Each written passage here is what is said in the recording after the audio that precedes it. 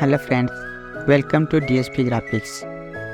दोस्तों, आज हम सीखेंगे एक इमेज के ऊपर रेड कलर ग्रेडिंग कैसे कैमरा रो को यूज करके किया जाता है।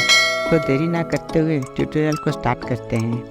पहले फोटोशॉप में इस तरीके का एक इमेज ओपन करेंगे। अब इमेज को कॉपी करेंगे और स्मार्ट ऑब्जेक्ट में कन्वर्ट करेंगे। फिर फिल्टर में जाएंगे और कैमरा रो को सिलेक्ट करेंगे।